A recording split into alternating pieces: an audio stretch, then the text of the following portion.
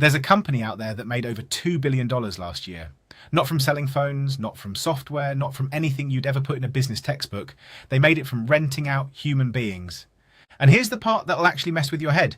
Some of these companies get paid whether the beds are full or not.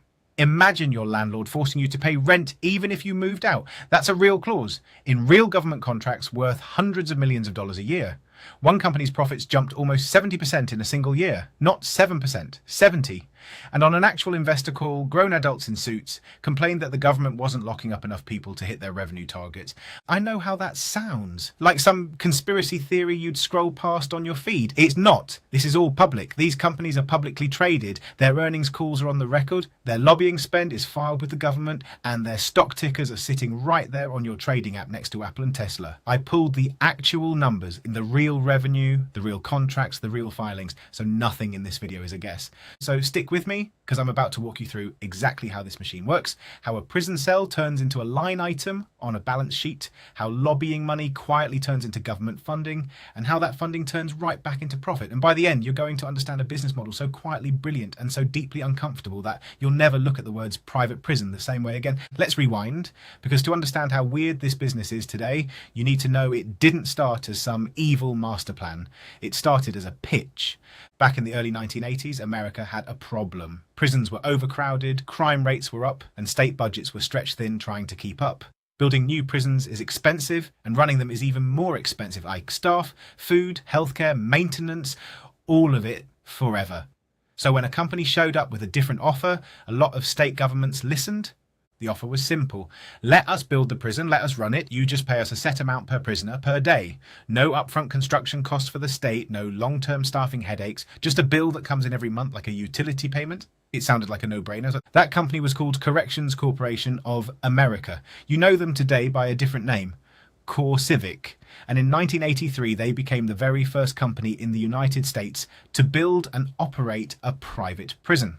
What started as one contract, one facility, one experiment in outsourcing incarceration has grown into a multi-billion-dollar industry with two publicly traded giants sitting at the center of it, CoreCivic and its biggest rival, the GEO Group.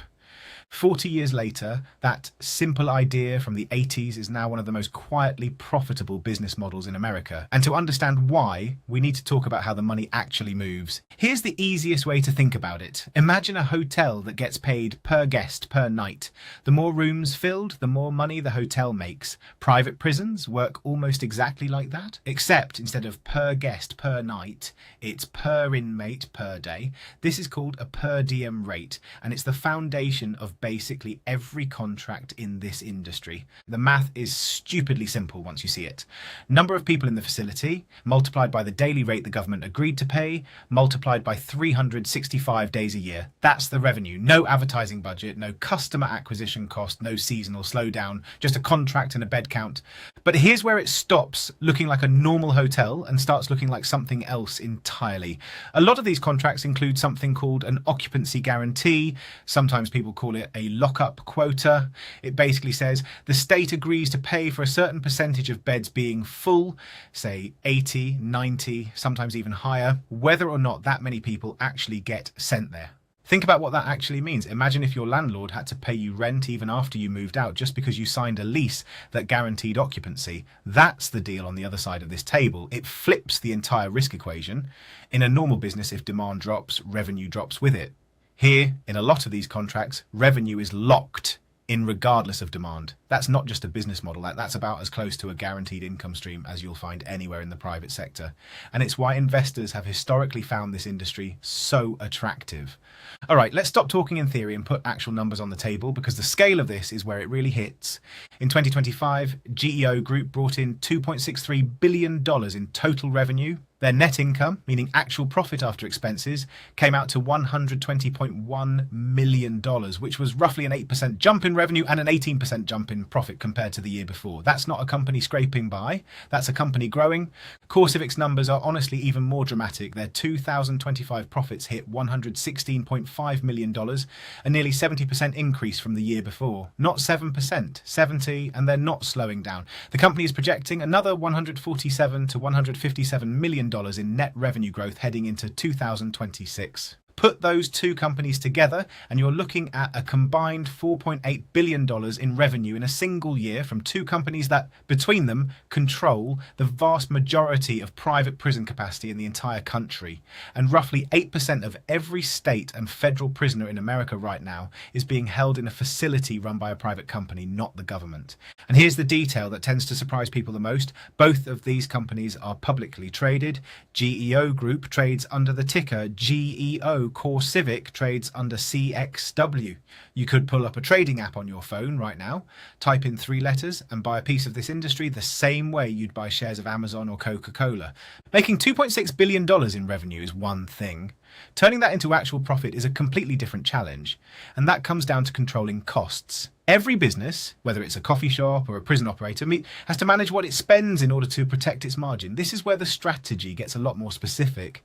The single biggest cost in running any correctional facility is staffing. So one of the most consistent patterns across this industry is running leaner staff to inmate ratios than publicly run facilities, and often paying correctional staff less than their public sector counterparts. Fewer people on payroll, paid less per person, is one of the fastest ways to protect margin in a labour-heavy business.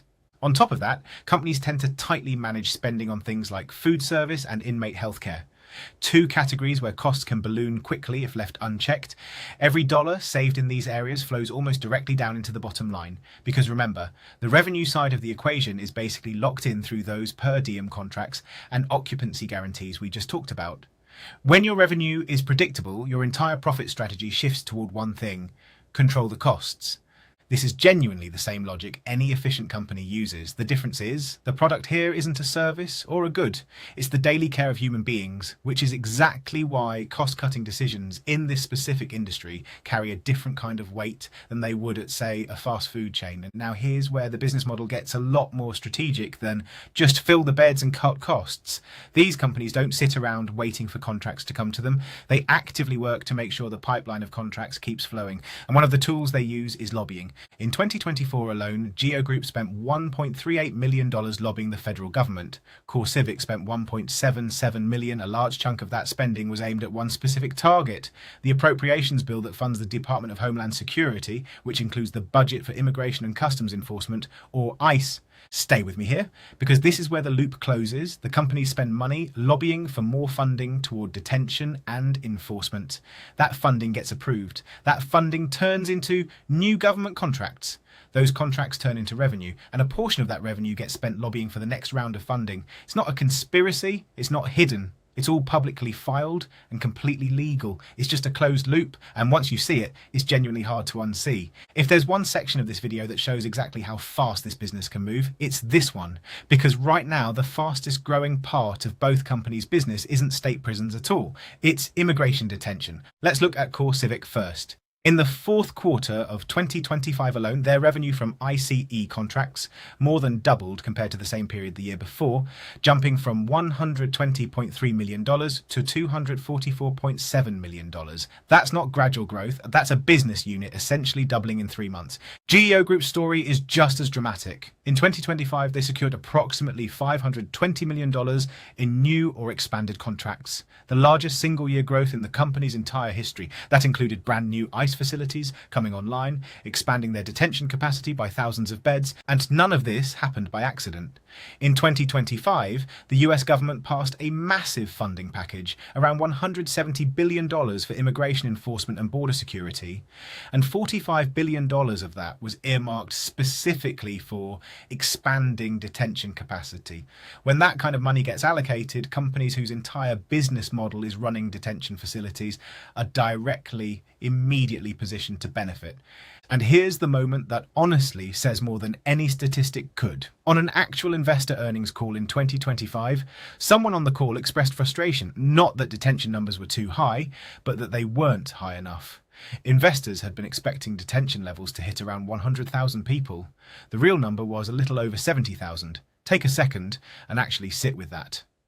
Grown adults on a recorded call, treating a shortfall in the number of detained human beings the same way you talk about missing a sales quota. Now, if this all sounds like a business with zero downside, it's worth pumping the brakes here because no business is risk-free, and this one has some very specific risks baked in. The biggest one is political risk. This entire revenue model depends almost entirely on government policy staying favourable. The same reason revenue is spiking right now, aggressive immigration enforcement policy, is exactly the kind of thing that can change with a new administration, a new piece of legislation, or a shift in public pressure. A business this dependent on policy direction can see its fortunes reverse just as fast as they climbed. There's also legal and reputational risk. Lawsuits, safety incidents, and public scandals around facility conditions can directly affect whether contracts get renewed, and contract renewal is the entire lifeblood of this business. And then there's concentration risk, which might be the most important one for anyone thinking about this from an investing angle. A huge share of these companies' revenue comes from a relatively small number of government contracts. In recent years, ICE contracts alone have made up around 43% of GEO Group's total revenue and around 30% of CoreCivic's. When nearly half your business depends on one type of customer, losing even a couple of major contracts isn't a minor setback. It's a real threat to the entire company's financials. To keep this fair, it's worth acknowledging that this isn't a universally admired business model, and honestly, ignoring that would make this video incomplete. Advocacy groups, journalists, and former detainees have raised consistent concerns over the years about facility conditions and about whether the cost-cutting we talked about earlier, leaner staffing, tighter healthcare, and food budgets, comes at the expense of basic safety and well-being inside these facilities. These aren't just moral objections either. Economically, they matter just as much as anything else in this video, because this is exactly the kind of reputational risk that can turn into lawsuits, cancelled contracts, or political backlash down the line. In a business this dependent on government relationships and public perception, criticism isn't just noise, it's a genuine line item on the risk side of the balance sheet. So let's zoom all the way out, because once you connect every piece we just walked through, the picture becomes really clear. You've got a business with government guaranteed contracts, so revenue is locked in regardless of actual demand. You've got tight control over operating costs, which protects the profit margin. You've got active lobbying that helps shape the exact policies that create more demand in the first place. And right now, you've got a massive policy tailwind in immigration enforcement, pouring hundreds of millions of dollars directly into this industry's biggest growth engine. That's not a loophole somebody stumbled into. That's an incredibly well-engineered business model, predictable, defensible, and deeply tied into how government itself operates. The only thing unusual about it is the product. Most businesses sell you something you want. This one gets paid based on how many people the government decides to lock up.